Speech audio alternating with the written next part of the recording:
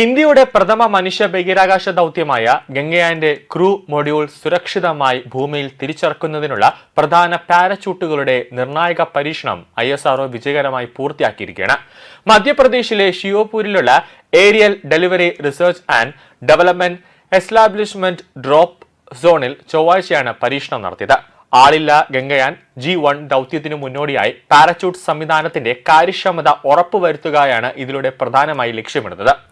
ഗംഗയാൻ ദൗത്യത്തിനായി പ്രധാന പാരച്യൂട്ടുകളുടെ യോഗ്യത ഉറപ്പാക്കുന്നതിനായി നടത്തുന്ന integrated main parachute airdrop test പരമ്പരയിലെ 5ാമത്തെ പരീക്ഷണമാണ് ISRO നടത്തിയത്. ഇന്ത്യൻ വ്യോമസേനയുടെ IL-76 വിമാനം ഉപയോഗിച്ച് 2.5 കിലോമീറ്റർ ഉയരത്തിൽ നിന്നാണ് പരീക്ഷണം നടത്തിയത്. ഒരു പ്രധാന പാരച്യൂട്ടും ഡമ്മി ഭാരവും അടങ്ങുന്ന സംവിധാനം വിമാനത്തിൽ നിന്ന് താഴേക്ക് ഇടുകയായിരുന്നു. താഴേക്ക് പതിക്കുന്നതിനിടെ ആദ്യം ഡ്രോഗ് പാരച്യൂട്ട് തുറക്കുകയും ഇത് ക്രൂ മൊഡ്യൂളിന്റെ വേഗത ഗണ്യമായി കുറച്ച് സ്ഥിരത കൈവരിക്കാൻ സഹായിക്കുകയും ചെയ്തു.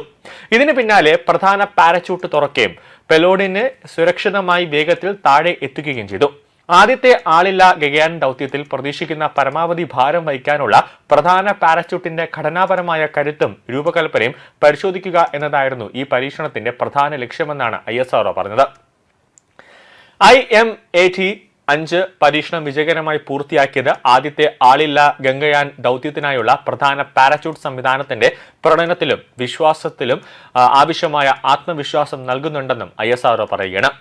3 ബഹിരാകാശ സഞ്ചാരികളെ 400 കിലോമീറ്റർ അകലെയുള്ള ഭ്രമണപഥത്തിൽ എത്തിച്ച് 3 ദിവസത്തെ ദൗത്യത്തിനു ശേഷം സുരക്ഷിതമായി ഭൂമിയിൽ തിരിച്ചെത്തിക്കുക എന്നതാണ് ഗംഗയാൻ പദ്ധതിയിലൂടെ ISRO ലക്ഷ്യമിട്ടത്.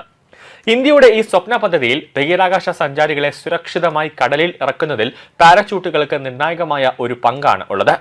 മനുഷ്യനെ വഹിച്ചുകൊണ്ടുള്ള യാത്രയ്ക്ക് മുമ്പായി ആളില്ലാ പേടകങ്ങൾ ഉപയോഗിച്ചുള്ള പരീക്ഷണങ്ങൾ വിജയകരമായി പൂർത്തിയാക്കേണ്ടതുണ്ട്.